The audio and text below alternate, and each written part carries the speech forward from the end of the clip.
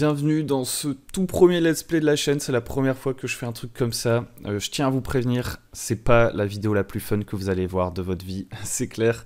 Je découvre le jeu Baldur's Gate 3, je teste juste des trucs, je suis pas hyper interactif.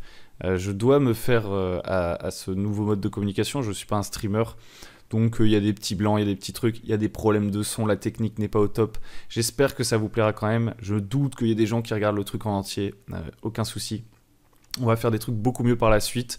Quoi qu'il en soit, je vous laisse avec ce prototype, ce premier essai. Et je vous dis à très bientôt sur Le Bon MJ. Bonjour à tous et à toutes et bienvenue sur Le Bon MJ. On est parti, c'est parti. J'ai un gros PC de tueur qui m'a coûté 2 jambes et un bras. Heureusement, c'est un jeu au tour par tour qu'on va streamer, enfin, sur lequel on va faire des let's play. Donc je n'ai besoin que d'un seul bras, je devrais m'en sortir.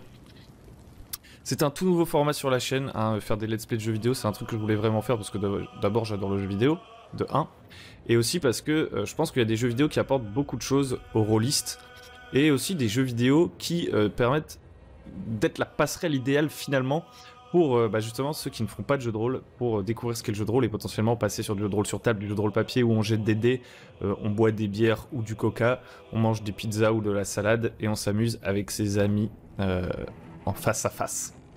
Donc, je tiens à préciser qu'il y aura peut-être des problèmes de son, je ne suis pas du tout un spécialiste, il y aura peut-être des problèmes de rythme, je ne suis pas un spécialiste non plus du streaming, c'est pas un truc que je fais et tout, là c'est la première fois que je fais ça. Nous d'habitude sur cette chaîne, si vous connaissez, vous le savez, on fait du conseil pour le jeu de rôle sur table, on a un guide qui a été téléchargé plein de fois, vous pouvez aller le voir, enfin on a plein de trucs cool. Plus tard on va peut-être développer un Discord, on va peut-être développer des guides payants aussi, enfin bref, on parle de jeu de rôle ici.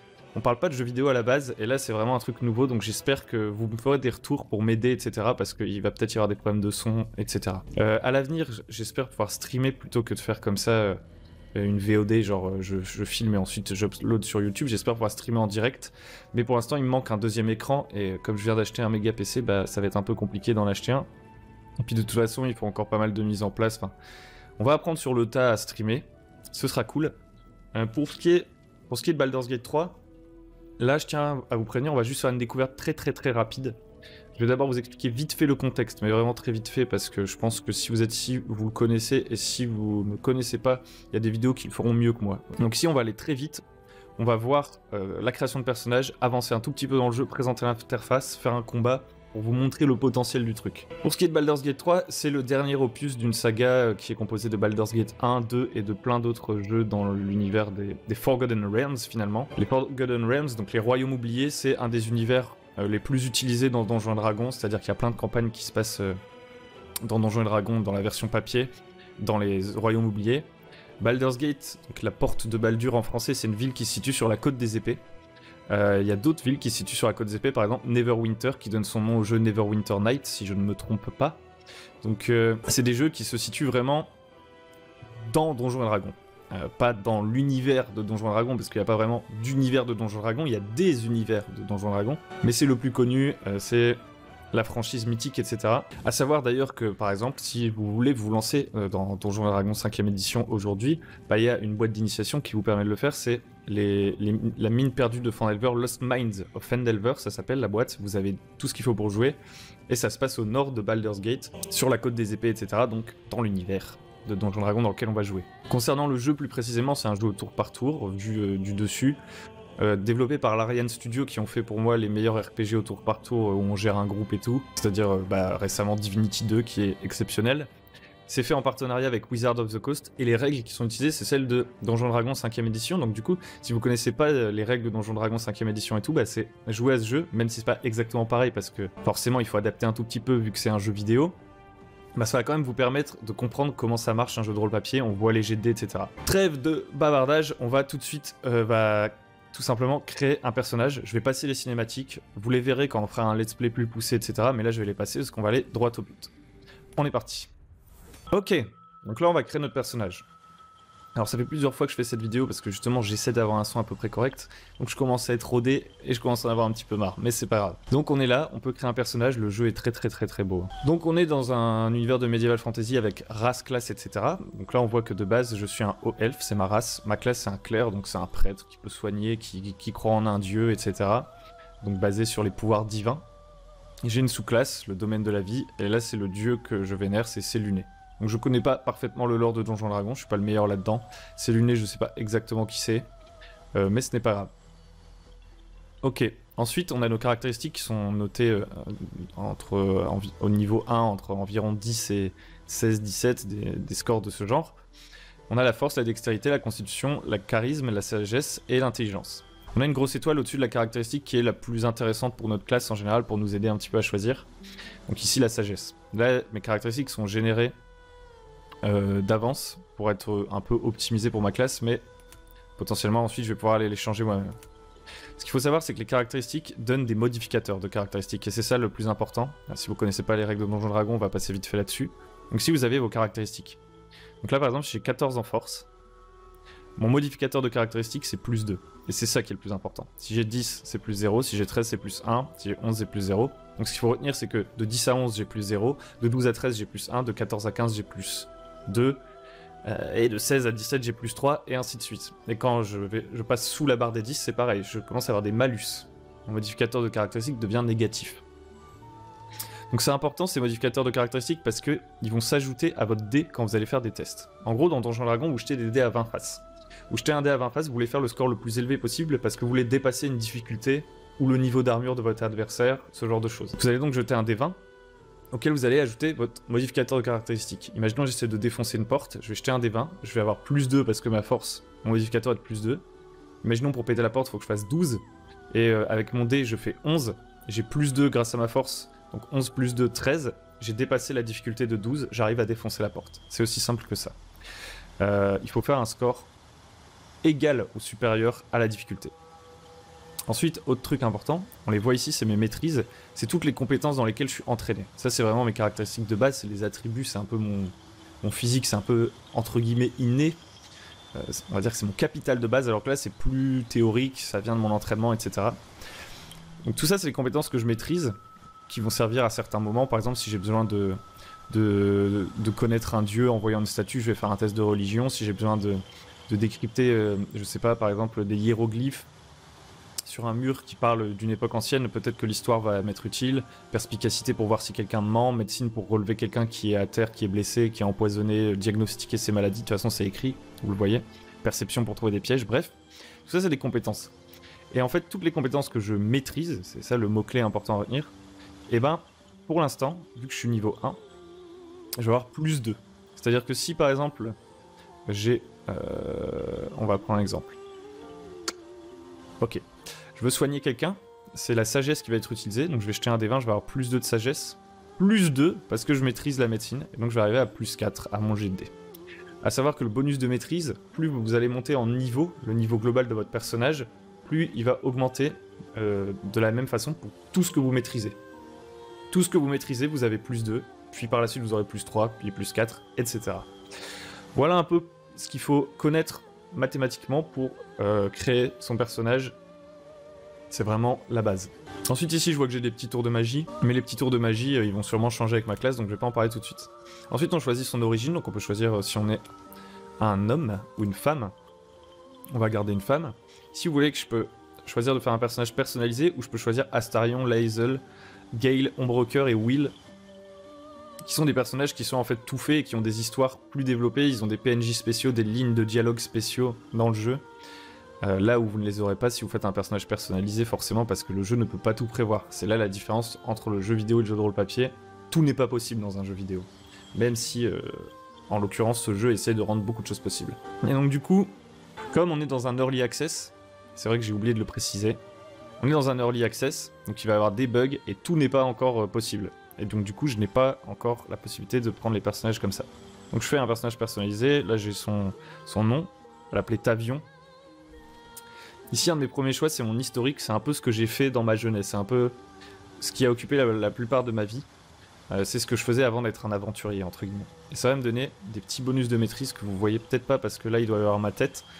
Mais en gros, je peux dire que par le passé, j'étais un charlatan, par le passé, j'étais un criminel, un artiste, un héros du peuple, plein de trucs. Et ça va me donner des bonus différents qui, vous voyez, ça modifie ici. Donc je sais pas, on va dire qu'autrefois, j'étais un marin. Du coup, j'ai la maîtrise de l'athlétisme et de la perception. Je continue mon personnage. peux choisir une race. Alors là, je sais pas si toutes les races sont disponibles ou s'il y en aura plus après l'accès anticipé dans le jeu final. On a déjà un énorme panel. Donc on a les elfes, je ne vous présente pas les elfes globalement. On a les tieflins, donc c'est des personnes qui sont d'une lignée infernale, ils ont du sang de fielon, du sang de diable. Donc ils sont mi-homme, mi-diable entre guillemets. Vous avez les drôs, donc c'est des elfes noirs. Vous avez les humains. Les Githyanki qui sont une race un peu spéciale qu'on retrouve pas forcément toujours dans l'univers de Donjons Dragons, qui sont finalement un peu aliens et qui ont une place importante dans l'histoire de Baldur's Gate 3, parce que dans Baldur's Gate 3, un des grands méchants, enfin en tout cas un des trucs importants pour l'histoire, c'est les flagelleurs mentaux, qui sont eux aussi une sorte de race alien qui, comme les aliens d'ailleurs, se reproduisent en mettant des parasites dans le cerveau des gens pour les contaminer, etc. Et les Githyanki, c'est un peu des ennemis héréditaires de ces flagelleurs mentaux, les flagelleurs mentaux réduisaient en esclavage les Githyanki, etc. Raison pour laquelle, au vu de l'histoire, il est très pertinent d'avoir la possibilité de créer un Githyanki. D'ailleurs, les Githyanki aussi ont des petits pouvoirs psioniques, il me semble. Ensuite, on a les nains, les demi-elfes, les alphelins. Ce qu'il faut savoir, c'est que dans chacune de ces races, vous avez des variantes, sauf pour l'humain, parce que finalement, l'humain est très versatile. Mais par exemple, pour les elfes, vous pouvez être un haut elfe ou un elfe des bois. Si vous êtes un tieflin, vous pouvez être d'une lignée infernale différentes. Par exemple, vous pouvez être de la lignée d'Asmodée, la lignée de Méphistophélès, la lignée de Zariel, etc. Ça change votre look, ça change vos capacités. Vous pouvez être un Drow, un Githyanki, un nain d'or, un nain d'écu, un alphelin pied léger, un alphelin cœur vaillant. Vous voyez, il y a énormément de possibilités déjà là. Je sais pas s'ils vont ajouter les demi-orques, par exemple, qui sont une race qui pourrait apparaître, les draconides, etc. Je sais pas trop. On va prendre l'humain. Donc on voit par exemple que l'humain, ça me donne plus 1 dans toutes mes caractéristiques. Attention, c'est pas un plus 1 à tous mes modificateurs, sinon ce serait complètement pété. C'est un plus 1 à toutes les caractéristiques. Donc des fois ça va augmenter mon modificateur, des fois non. Si c'était un... D'ailleurs, faisons un petit calcul. Si c'était un plus 1 à tous mes modificateurs, en réalité ça voudrait dire que j'aurais plus 2 dans ma valeur de base. Alors que là, vous voyez, quand j'ai mon plus 1 en force, c'est ici, dans ma valeur de base. Alors pour le coup, comme j'arrive à 15, non, je suis toujours à plus 2, vous voyez? Parce qu'avant, à 14, j'étais à plus 2 aussi. Mais imaginons, j'avais 15, et je prends l'humain, et ça m'amène à 16, bah, je serais passé à plus 3. Donc, je pense que vous comprenez un petit peu le truc. Ici, on a l'apparence, on peut custom notre personnage. Il y a déjà pas mal d'options, franchement. On peut même mettre une barbe si on est une femme, si on veut faire une femme à barbe, c'est cool. On peut même avoir des tatouages, on peut choisir la couleur des cheveux, enfin... Moult possibilités, il y en aura peut-être encore plus après, je ne sais pas. Ensuite, on choisit une classe. Là, bon, moi j'ai fait l'exemple avec le magicien à chaque fois. On peut changer. Allez, on va faire un... Allez, on va faire le clair. On va garder le clair. Alors là, je peux choisir un domaine. Donc là, je découvre, pour le coup, parce que je l'avais pas encore fait. Je peux choisir un domaine, donc c'est une spécialité un peu de ma classe. Je peux choisir un peu quel genre de dieu je vénère. J'ai 3 possibilités qui me sont proposées par le jeu, il y en aura peut-être plus après, je ne sais pas. Domaine de la vie. Abanage de nombreuses divinités du bien, la magie canalisée par l'intermédiaire du domaine de la vie préserve la force vitale. Domaine de la lumière. Le domaine de la lumière est celui des divinités de la justice, de la noblesse et du feu primordial. Les sorts qui lui sont associés dissipent les ténèbres et nuisent aux morts vivants. Domaine de la ruse. Apanage des divinités malignes, chaotiques et malveillantes. Le domaine de la ruse se concentre sur la tromperie et la magie de l'illusion. On va prendre ça, ça a l'air marrant. Ensuite, je peux choisir un dieu. Donc le dieu va dépendre de mon domaine, j'imagine. Ah, je ne sais pas. Peu importe. Bah, on va voir ce que c'était Séluné. Séluné, la dame d'argent et la sainte patronne de la lune, des étoiles et de la navigation.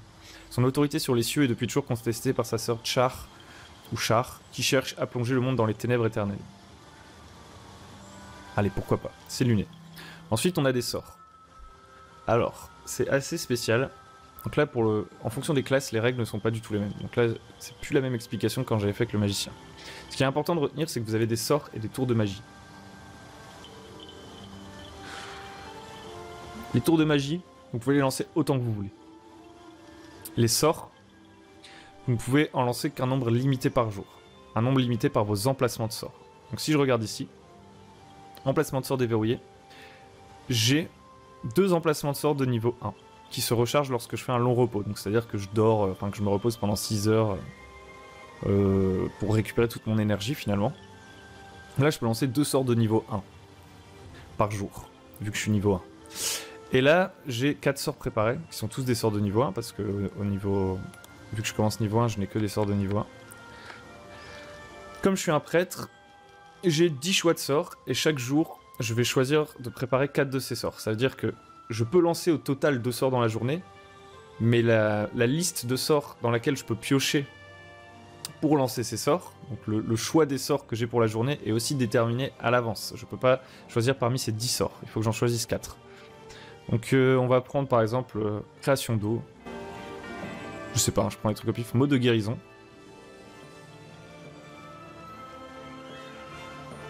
Bouclier de la foi. Et injonction. Voilà. Donc ça, c'est les 4 sorts que j'ai préparés. C'est pas irrémédiable. Je pourrais changer de sort préparé par la suite quand je me reposerai. Si j'étais un magicien, ce serait pas exactement les mêmes règles, mais là, pour le coup, pour le prêtre, en fait, je connais les 10 sorts. C'est juste que là, je vais commencer la partie avec ces 4 sorts préparés. Ensuite, j'ai mes aptitudes de classe. Donc là, j'ai des points de vie qui sont calculés. Là, c'est les emplacements de sorts. Là, je maîtrise certains jets de sauvegarde. Donc les jets de sauvegarde, bah, c'est pareil, vous jetez un D20, vous essayez de faire le plus possible. C'est pour résister à certains effets de sorts, etc. Là, c'est les armures que je maîtrise, bouclier et armes. Les sorts que je connais. Aptitude de sous-classe, sort de domaine. Vous apprenez des sorts de votre domaine. Ces derniers sont toujours préparés. Donc c'est ces 2 sorts. Ces 2 sorts-là, ils sont toujours préparés. Ils font pas partie de la limitation de 4 sorts que je dois préparer par jour. J'ai déguisement. Donc je peux modifier entièrement mon apparence. Plutôt stylé. Charme personne, qui permet de charmer quelqu'un, d'avoir des avantages lorsque je vais faire des tests de charisme pour le convaincre, etc. L'avantage, comme mécanique de Donjon Dragon, c'est que je jette normalement 2 des 20, si c'est comme ça dans le jeu, si c'est comme sur le jeu papier. Je jette 2 des 20 et je choisis le meilleur résultat. Là où un désavantage, c'est que je jette 2 des 20 et je choisis le pire résultat. Et quand il y a avantage plus désavantage, il s'annule. Donc là, j'essaie de sortir. Ensuite, j'ai une action spéciale. Bénédiction de l'escroc. Conférer à une autre créature un avantage au test de discrétion. D'accord. Et ensuite, j'ai 2 sorts supplémentaires, j'ai l'impression. Je ne comprends pas. Là, je sais pas exactement. Ah si. En fait, je comprends pas pourquoi il y a 2 lignes. On verra après. Compétences. Je ne suis pas le plus grand connaisseur des règles de Donjon Dragon non plus. Hein. Je peux mener une partie de Donjon Dragon, je peux vous expliquer comment fonctionnent les choses, mais je ne connais pas par cœur toutes les classes, etc. Compétences. Donc là, je peux choisir des compétences supplémentaires. Je pense que je vais prendre...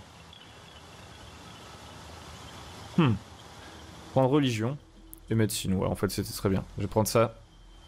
Donc là, maintenant, je maîtrise athlétisme, religion, médecine, perception. Très bien. Caractéristiques, je vais faire confiance au jeu qui m'a mis des bonus, mais... Vous voyez, je pourrais faire des modifications. Tiens, c'est intéressant. Non. On va faire ça.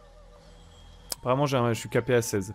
Donc, normalement, dans Donjon Dragon, il y a plusieurs manières de répartir ces caractéristiques. Là, apparemment, c'est une par répartition de points, etc. On va pas entrer dans le détail, mais voilà. Vous voyez que je peux voir le détail des compétences qui sont affectées par chaque caractéristique. Alors, la constitution ne correspond à aucune compétence, mais ça détermine vos points de vie, donc c'est important quand même. Par exemple, charisme, je vois que du coup, comme j'ai plus ça en charisme, ça me fait plus ça en supercherie, intimidation, représentation, etc. Donc j'ai le détail. Voilà, on continue. Alors là, je passe très vite fait parce que je sais pas exactement ce que c'est, je suis pas allé assez loin dans le jeu, mais à la création de personnage, vous allez aussi devoir créer un PNJ. C'est ça qui est assez stylé, je trouve. Ça, pour le coup, ça fait penser à du jeu de rôle papier, où le maître du jeu, il peut vous demander « Ah bah vas-y, invente-moi des personnages, invente-moi ta famille, invente-moi un ennemi et tout ». Et ben là, pour le coup, on retrouve un peu ça, c'est-à-dire qu'on crée un PNJ. Et ça, franchement, c'est top. Donc apparemment, c'est un PNJ dont on rêve, qui nous attire irrésistiblement, qui va avoir un rôle dans l'histoire, genre assez spécial. On va garder ce personnage-là. On peut juste définir un petit peu à quoi il ressemble, rien d'autre. On part avec ça. Je passe à la cinématique. Donc globalement, si vous voulez voir les cinématiques, si vous voulez plus de contexte, les cinématiques du début du jeu sont en fait les trailers qu'on peut trouver sur YouTube. Et en gros, l'histoire, c'est qu'au début, on est capturé dans un vaisseau de flagelleurs mentaux qui est poursuivi par des dragons, et du coup, les flagelleurs mentaux, ils peuvent téléporter leur vaisseau. Ils se téléportent en Avernus, donc c'est un endroit des enfers. Ils se téléportent en enfer pour fuir les dragons qui les avaient pris en chasse, donc une sorte de course-poursuite qui a lieu dans plusieurs plans d'existence et qui se termine ici, et le vaisseau est complètement endommagé. Et autre chose importante de la cinématique de départ, c'est que notre personnage il se fait mettre un parasite par les flagelleurs mentaux dans son œil pour que le parasite commence à finalement pas dévorer son cerveau mais à transformer notre personnage en flagelleur mental. C'est comme ça que les flagelleurs mentaux se reproduisent. Donc là on est dans la salle où il y a un peu les cuves où les flagelleurs mentaux ils nous ont mis. Donc vous voyez que c'est un jeu où je me déplace comme ça au clic gauche, je vois du dessus. J'ai pas mal d'informations à l'écran. On va commencer par l'interface. Ici j'ai toute la feuille de personnage de mon personnage résumé, son équipement, son inventaire, etc. Ses scores d'attaque, etc. qui vont s'ajouter au D20, ou les degrés de difficulté de ces jets de sauvegarde, parce que parfois il y a certains sorts que je vais lancer. C'est pas moi qui vais jeter un dé, c'est mon adversaire qui va faire un jet de sauvegarde pour résister à mon sort, et il devra dépasser ce DD du sort. Ici on voit mon armure qui est de 14, donc quand quelqu'un m'attaque, lors de son test il va devoir faire 14 ou plus pour me toucher. Là on a mes points de vie, on a mes dégâts. Un truc que je trouve pas particulièrement cool, c'est que toutes les valeurs sont en dés, comme si on jouait à Donjons & Dragons en fait. Ça c'est vraiment cool. Par exemple je soigne 1 des 4 plus 3 points de vie et tout, c'est vraiment sympa. Donc j'ai mon équipement, j'ai les détails de mon personnage. Alors là il y a un truc un peu bizarre, c'est que je ne vois pas mes modificateurs, mais bon, c'est pas trop grave. Ici j'ai tous mes sorts. Et ensuite, donc ça c'est un de mes personnages, mais je peux aller jusqu'à 4 personnages dans le jeu. C'est-à-dire que déjà on peut jouer en multijoueur et être plus nombreux, ou moi-même en jouant en solo, je peux contrôler jusqu'à 4 personnages, je crois, maximum. Et en fait, en cliquant ici, je vais pouvoir voir finalement 7 parties de ma feuille de personnage, mais pour chacun des 4 personnages. Et ça c'est très intelligent en termes d'interface, parce que par exemple pour échanger des objets et tout, ça va être hyper simple. Et je comprends pas que ça n'était pas fait dans plus de jeux, je suis même pas sûr d'avoir vu ça dans d'autres jeux et tout. Après on a la carte du monde, je peux sûrement mettre des balises et tout, je peux zoomer, dézoomer, j'ai une petite légende. On a un journal de quête, donc là je dois fuir les enfers, ça me met un peu de contexte. Aussi on a des points d'inspiration, ça c'est un truc de Donjons & Dragons, je sais pas comment ça marche dans le jeu, j'ai pas encore vu. Mais les points d'inspiration quand vous jouez au jeu de rôle sur table, ben, c'est un truc en fait pour récompenser vos joueurs. Par exemple, vous êtes le maître du jeu et un de vos joueurs il a une super idée ou alors il interprète hyper bien son personnage, vous pouvez lui donner un point d'inspiration. C'est un petit point qu'il va pouvoir dépenser pour relancer un jet de dés qu'il a raté, des trucs comme ça. Et je sais pas comment ça va fonctionner dans le jeu ici, notamment en multijoueur, mais franchement c'est trop cool. Ici vous avez les tutoriaux avec tous les trucs si vous êtes un peu perdu au niveau du fonctionnement du jeu. Et là vous avez le récapitulatif des dialogues, si jamais vous voulez vous souvenir de ce qui s'est passé dans un dialogue précédent. Ensuite vous avez la mini-carte, vous avez le menu du jeu, et vous avez le voyage rapide, mais là on pourra pas le faire. C'est une fois que vous êtes dans le monde ouvert, là on est un peu au début, on peut pas vraiment aller où on veut, on est bloqué dans le vaisseau. C'est pour se déplacer plus vite. Ensuite vous allez avoir un truc pour dormir, donc je crois qu'il y a tout un truc pour faire un camp et tout, genre trop bien, pour savoir comment vous gérez votre campement pour survivre et tout. Et vous avez les repos courts qui vous permettent de récupérer un peu de vos blessures, parfois de récupérer certaines de vos capacités, etc. Qui prennent beaucoup moins de temps qu'un repos long du coup. Ensuite vous avez ici, bah voilà, ça c'est vraiment les capacités, l'interface de jeu. Donc déjà vous pouvez l'agrandir parce que on manque un peu de place ici. On voit déjà qu'on peut passer en mode tour par tour si on le souhaite quand on veut. Je sais pas trop, je ne connais pas trop l'intérêt de ça en dehors des combats, mais c'est possible. Ça se met automatiquement pendant les combats évidemment. Donc là par exemple, je passe mon tour. Et hop, c'est un nouveau tour. Dans un tour, vous allez pouvoir faire une action bonus et vous déplacer. Donc là c'est mon déplacement, moi je peux me déplacer de 9 mètres par tour. Donc vous voyez là c'est trop loin pour moi. Et mon personnage il va aller au maximum de sa possibilité, il va s'arrêter ici. Et je n'ai plus de mètres de déplacement. Ici j'ai mes points de vie aussi. Là j'ai mon action, on voit qu'elle n'est pas utilisée parce qu'elle est encore en vert. Et mon action bonus elle n'est pas utilisée parce qu'elle est encore en orange. Si je fais une de mes actions, par exemple... Alors je vais trier un petit peu mes trucs. Ça c'est mes 3 tours de magie que je peux faire à l'infini. Et ça c'est mes sorts de niveau 1. Je ne peux en lancer que 2 par jour. On va bien les séparer pour être un peu moins perdu. Ok. Donc là, imaginons que je veux faire un petit tour de magie. Je vois dans la description de mon action, vous voyez en bas, enfin là je bouge ma souris donc on le voit plus mais c'était ici, que ça me prend mon action.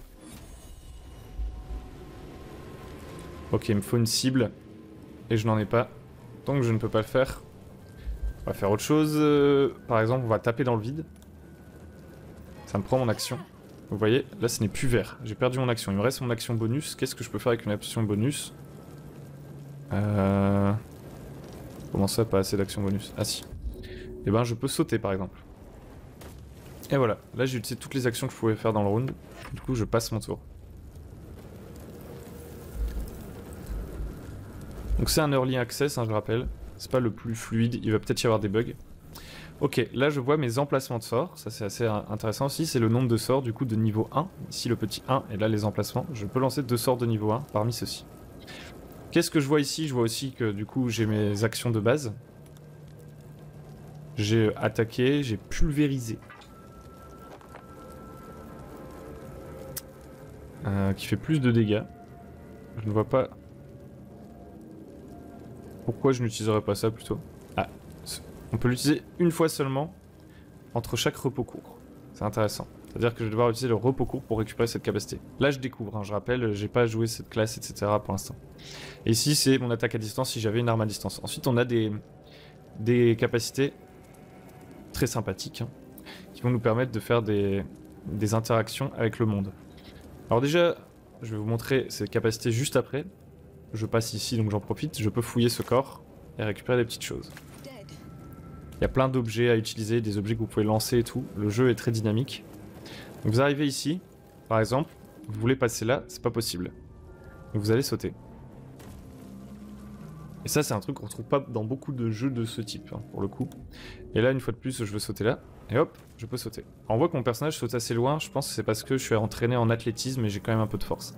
Et hop, comme ça, j'arrive ici, je peux fouiller ce corps. Qu'est-ce que j'ai d'autre ici? J'ai plongé, ça veut dire que je peux plonger mon arme dans quelque chose, par exemple pour enflammer mon arme. On voit qu'on peut vraiment interagir avec l'environnement. Ici j'ai bousculé, alors là j'ai rien à bousculer mais je pourrais bousculer quelqu'un pour le déplacer. J'ai ce cachet, donc là je deviens discret. Plus ou moins, si je suis fort en discrétion ou non. Donc je suis plus lent mais je peux faire moins de bruit et tout. Je peux jeter des petits trucs. On voit le poids des objets que je peux lancer dépend de ma force. Je peux accélérer, donc ça c'est pour faire un double déplacement en combat plutôt que de faire une action plus utiliser tout mon déplacement. Je sacrifie mon action pour pouvoir me déplacer. Donc là ça ne sert à rien parce qu'on n'est pas en combat. Ensuite je peux assommer, ça c'est trop bien aussi. Je peux essayer d'attaquer de manière non mortelle quelqu'un, essayer de le neutraliser. Donc ça permet peut-être de, je sais pas, éliminer des PNJ sans avoir de gros problèmes. Par exemple si vous voulez assommer un garde, etc. Je ne sais pas. Et ensuite finalement vous avez aidé, donc par exemple c'est pour retirer quelqu'un qui est pris dans une toile, qui est pris dans un piège, qui est à l'agonie, il est en hémorragie, vous pouvez penser ses plaies, etc. Donc voilà, on peut vraiment faire énormément de choses, rien que là. On va faire ça. Bon, on se fout un peu de ce qu'a dit, je suis désolé. Le but de la vidéo, c'est pas de faire l'histoire. Comme je le disais, ce sera dans des futures vidéos. Mais là, un truc que je trouve super cool, c'est que par exemple, ici, on garde l'esprit jeu de rôle papier, alors que on aurait presque pu s'en passer. Qu'est-ce que j'entends par là? D'habitude, dans les jeux de ce style, on n'a pas ce niveau de détail. Là, il y a des animations, genre le personnage, ça fait presque une cinématique pendant le dialogue et tout. C'est pas toujours comme ça dans les jeux comme ça. Et du coup, vous avez souvent un narrateur qui vous dit ce qui se passe parce que justement, il y a un peu d'abstraction. Et ben là, même si vous avez une vraie animation, un vrai dialogue et tout, ils ont quand même laissé le narrateur. Et je trouve que c'est hyper bien parce que ça fait vraiment jeu de rôle papier. C'est comme si vous avez une voix dans votre tête qui vous décrit en fait ce que vous voyez. Et là, on voit par exemple que j'ai plusieurs actions possibles. Et l'une d'entre elles, c'est écrit investigation, c'est-à-dire que je vais faire un test de compétence. On va le faire tout de suite, donc ça me dit que je vais lancer un D20. Si j'avais eu des bonus, ils auraient été écrits en dessous de lancer un D20. Mais là, j'ai aucun bonus en investigation parce que j'ai pas de bonus d'intelligence et je maîtrise pas l'investigation. J'examine le bassin. Je dois faire plus de 10 pour avoir des nouvelles informations sur ce bassin et je fais un test d'intelligence. Je fais 3. Ça commence bien. J'ai échoué. Je ne remarque rien de plus. Comme si le maître du jeu me disait « Vous ne remarquez rien de plus ». Je vais pas y aller. On s'en fiche un petit peu. Ah si, j'ai oublié quelque chose. Ah bah tiens, on va tester un truc. Je ne peux pas refaire le test, ok. C'est bien. Donc là j'ai un historique de dialogue, si par exemple j'ai oublié des choses. J'avais oublié ça. Ici je peux choisir mon personnage. Si par exemple j'ai plusieurs personnages, je peux choisir qui interagit, quel dialogue je veux faire. Et je peux aussi attaquer. Mais je ne vais pas le faire. Oh, quoi qu'on peut essayer. Ça ne fait rien parce que c'est pas un ennemi. Attaquer, ça, je pense que ça m'aurait fait passer directement en mode combat en fait. Ok, on continue. Donc là, je vais aller chercher des petits trucs. Vite fait. Ici, il y a des petits objets.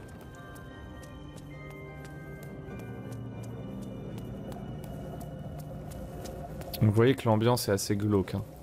On est dans une sorte de vaisseau organique. Ok, on va à l'étape suivante. On va voir un autre dialogue intéressant où on voit une mécanique assez cool.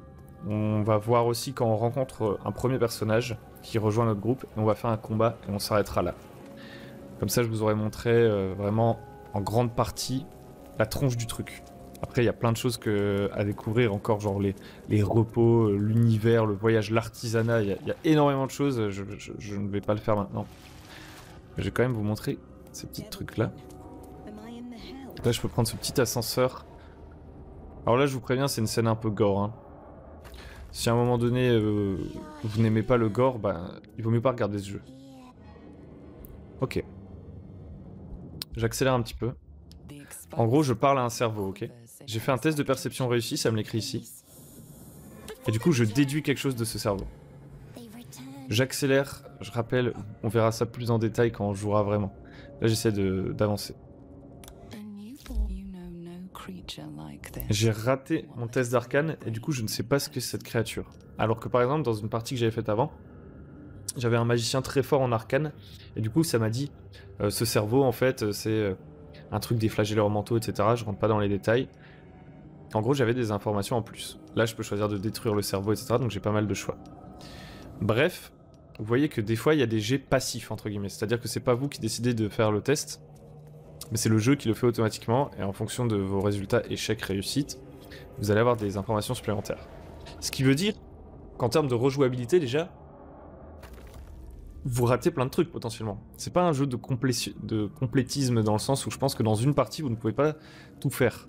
Alors que c'est en faisant plusieurs parties, etc., peut-être que des fois, vous allez rater certains jets de dés, en réussir certains, et du coup, vous n'aurez pas les mêmes lignes de dialogue d'une partie sur une autre, etc., en fonction de vos personnages et tout. Donc ça, c'est assez intéressant. Alors là, bon, on profite quand même un petit peu. Allez. Est-ce que ça, c'est pas classe?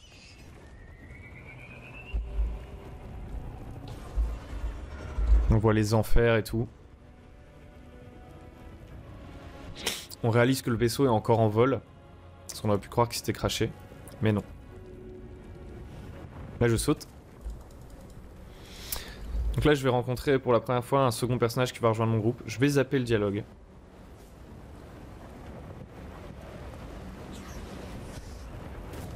Ok. Bonjour, bonjour, bonjour. Nouvelle quête et tout. Elle me dit... ok, il y a des ennemis devant, faut qu'on aille se battre.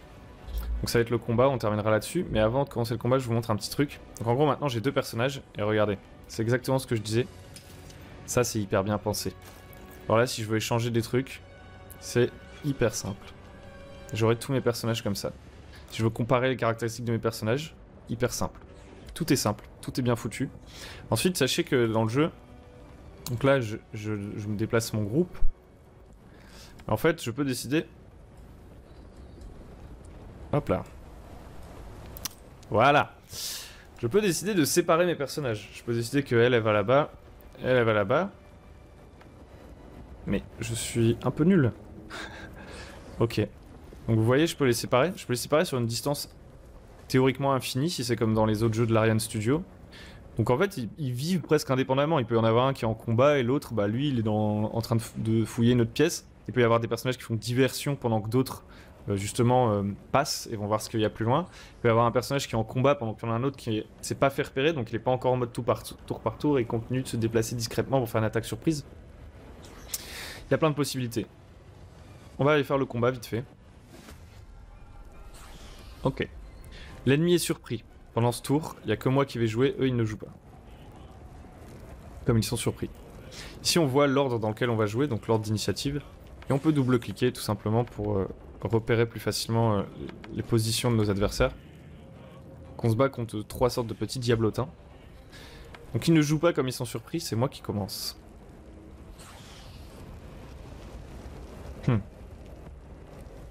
J'aimerais bien essayer ça. Enfin c'est débile hein mais... D'accord. Bon, ça va pas servir à grand chose. Là, je découvre. Hein. Mais en fait, là, je peux décider de me changer dans une autre race et un autre sexe. Donc ça, c'est assez intéressant parce que ça veut dire qu'il y a peut-être des personnages qui vont pas réagir de la même façon en fonction des sexes et qui vont pas non plus réagir de la même façon en fonction des races. Et c'est à ça que ça va servir le déguisement. Je peux me soigner, je peux faire un bouclier. Injonction. Vous ordonnez à une créature de s'immobiliser, l'empêchant de se déplacer ou d'effectuer des actions. Combien de temps ça dure? Je ne sais pas combien de temps ça dure par contre. Ça c'est un petit peu dommage. Ok bon. On y va.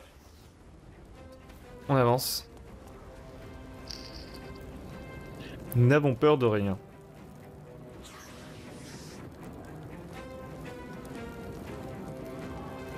Donc là j'utilise mon déplacement, il me reste une action.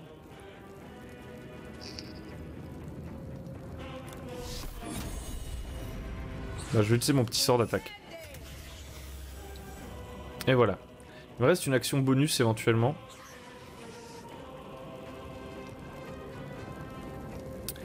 Je ne peux plus sauter. Ça fait que tu as un saut, le fait de sauter ne déclenche pas d'attaque d'opportunité. Pas assez de vitesse, d'accord. Donc j'ai plus assez de déplacement pour faire un saut. Donc ma vitesse de déplacement limite, comme dans Donjon Dragon sur le jeu de rôle papier, ma capacité à faire ça, même si ça c'est une action bonus, d'accord. Eh bien, je vais tout simplement passer mon tour. Ah, j'ai fait une erreur là. Pourquoi elle n'a pas joué? On ne sait pas trop. Attaque. Je rate. Ah. Ah. Je vais me faire un bouclier. J'augmente mon armure. Vous voyez que j'ai perdu un de mes emplacements de sort parce que c'était un sort de niveau 1. Et maintenant, si je regarde ici, mon armure qui était à 14 est passée à 16 grâce à ce sort. Puisqu'il me donne plus de d'armure. Ok, donc j'ai attaqué, j'ai lancé un sort qui était une action bonus. Je pourrais me déplacer, mais là si je me déplace, je vais générer une attaque d'opportunité, vous voyez? Le petit symbole rouge qui apparaît ici, ça veut dire que quand je vais passer là, il va pouvoir me frapper. En gros, il me bloque. Donc je vais passer mon tour. Qu'est-ce que je peux faire avec ce personnage? Je vais avancer déjà un petit peu. Alors on va tester un truc. Est-ce que je peux échanger des objets en plein combat? Oui. Pas forcément hyper réaliste ça. Mais c'est pas grave. Donc là j'ai ça. C'est un objet que je vais pouvoir lancer. C'est écrit: génère une force qui attire tous les objets proches qui ne sont pas tenus ou rivés au sol. Bah let's go, on va tester. On s'en fout un peu de gagner, hein. On teste des trucs. Ok, intéressant. Ça fait une sorte de vortex qui a tout attiré, ça fait une explosion en plus parce qu'il y a sûrement des objets inflammables qui ont tué les flammes. Il me reste plus qu'une action bonus. Je ne vais rien faire, je vais avancer un petit peu.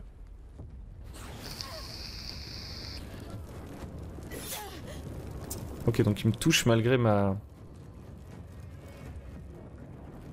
Il me touche malgré mon armure. Et alors là, on a un truc intéressant aussi, j'avais pas fait gaffe. Dans Donjon Dragon, vous avez des sorts qui nécessitent de la concentration. C'est-à-dire que ils peuvent être interrompus. Ils durent pendant plusieurs rounds, et c'était pour ça qu'il n'y avait pas de durée, ok. C'est parce que j'avais pas vu, c'est écrit concentration nécessaire. Donc en fait, mon bouclier se maintient tant que j'ai de la concentration. Normalement, je peux avoir qu'un sort de concentration actif en même temps. Je peux pas être concentré sur plusieurs sorts. Donc en fait, là, j'avais plus 2 d'armure tant que j'étais concentré. Mais à chaque fois que je me fais attaquer, ou dans d'autres circonstances, je pense, on verra plus tard dans le jeu, je peux potentiellement perdre ma concentration, et du coup, mon sort s'arrête. Et là, pour le coup, il s'est arrêté. Et, comme vous le voyez, je n'ai plus mon armure. Ok. Bah, je vais frapper, tout simplement. Je vais tester pulvériser. Ça correspond bien à la description. Je l'ai pulvérisé. Ensuite, est-ce que je peux faire un petit saut? Je peux commencer à grimper ici. Donc apparemment, je peux grimper... Ah, j'avais plus assez de déplacement. Mais je peux grimper, je pense. Ok. Elle... elle a un arc. On va la faire attaquer. Celui-ci. Paf, 3 points de dégâts. Et j'avance. Et... Voilà, j'ai mon second souffle. Je peux l'utiliser une fois seulement avant mon prochain repos court, mais ça me soigne. Ça ne me sert à rien, non, j'ai terminé mon tour.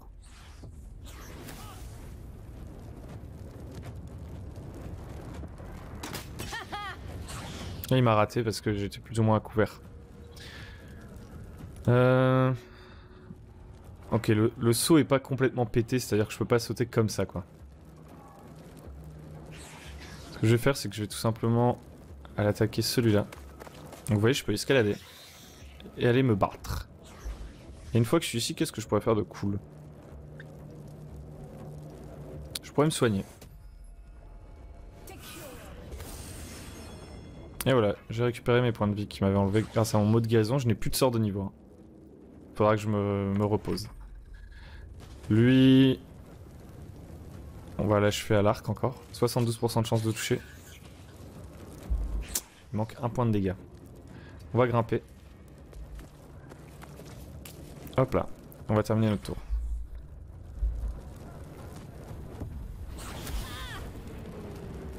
Il m'a raté, on n'a pas l'impression qu'il m'avait raté. Je suis quand même assez costaud. Hein. Qu'est-ce qu'on peut faire? Bénédiction de l'escroc. Non, ça va pas m'être utile. Non, là je pense que clairement on va terminer le combat tranquillou. En faisant des attaques de base. Et elle, on va la faire attaquer au corps à corps un petit coup. Parce que c'est une guerrière quand même à la base. Un peu bourrine, à l'épée à deux mains. Et voilà, j'ai gagné le combat, j'ai gagné de l'XP. Vous voyez à peu près à quoi peut ressembler un combat. Alors évidemment, avec les sorts et tout. Là, j'avais des personnages quand même relativement simples. Enfin, ils avaient des sorts de soutien et des sorts et des attaques de corps à corps assez classiques. Et avec la magie, avec le jeu qui se développe, etc., vous allez avoir de plus en plus d'options. On va faire des trucs de ouf. Ce qu'on va tester, juste pour terminer, c'est voilà. Elle, par exemple, elle a perdu des points de vie. Et elle va utiliser son second souffle. Donc elle se soigne. Donc là on voit que le second souffle, il me faut me reposer pendant un repos court pour le récupérer. Je me suis accordé un repos court et j'ai récupéré le second souffle. Voilà. Le repos court, c'est donc entre les combats. Il faut que j'ai l'occasion de me reposer un petit peu. Et voilà en fait. Hein. Je pense qu'on a à peu près vu ce que j'avais à vous montrer. On ne pourra pas faire de repos long, on va pas pouvoir faire 50 000 trucs. J'aurais bien aimé tenter le déguisement, mais voilà, on peut plus lancer de sort. Dommage. Voilà. Globalement, c'est ça le jeu. Alors, en termes de gameplay. Après, en termes d'histoire, d'univers, de nombre de PNJ qu'on peut rencontrer, de nombre, de diversité de jeux, les dialogues qu'on a passé vite fait et tout. Il y a, là, on a vu genre 0,1% du jeu. Mais on a vu comment ça fonctionne mécaniquement, comment ça essaie de reproduire Donjons et Dragons, et du coup l'intérêt de ce jeu pour les rôlistes, ou justement pour les gens du jeu vidéo qui voudraient aller vers le jeu de rôle sur table. Donc j'espère que ça vous a plu. Dites-moi si la qualité de la vidéo était ok, dites-moi si vous êtes chaud pour un let's play, donc où on sera pas comme ça à tout expliquer, parce que voilà, maintenant c'est fait, on sera plus en mode on joue. On découvre des trucs, à la limite on va quand même faire quelques commentaires sur ah ça pourrait être stylé dans une partie de jeu de rôle. Ah ça ressemble pas vraiment à un truc de jeu de rôle, c'est limitant par rapport à ce qu'on pourrait faire avec notre imaginaire, etc. Donc peut-être qu'on parlera un peu, mais ce sera un let's play. En réalité, si ça ne vous intéresse pas, je le ferai de mon côté, mais je pense que ça peut intéresser quelques personnes, et si on peut se filmer en plus, streamer, ça peut être cool quoi. À noter aussi que je vais essayer peut-être de faire de let's play sur d'autres jeux aussi. Tout simplement parce que j'en ai envie, mais je tiens juste à rappeler que c'est du contenu purement bonus. C'est-à-dire qu'il y aura toujours 1 à 2 vidéos sur le jeu de rôle sur table par semaine sur la chaîne, parce que c'est vraiment le focus de la chaîne. Ça, c'est du bonus, c'est du petit plaisir. J'espère que ce sera un plaisir partagé. Donc voilà, dites-moi ce que vous avez pensé de cette vidéo, n'hésitez pas à liker, à vous abonner. Si vous ne connaissez pas le jeu de rôle, regardez les autres vidéos de la chaîne, je donne plein de conseils. À prendre ou à laisser évidemment, qui s'adresse aux débutants mais pas seulement. Et je pense que ça peut vous plaire. Donc vous me direz. Également, vous pouvez aller sur notre site web, lebonmj.com, où vous trouverez notre guide pour les maîtres du jeu débutants. C'est tout pour moi. Je vous dis à très bientôt sur Le Bon MJ. Bisous et ciao!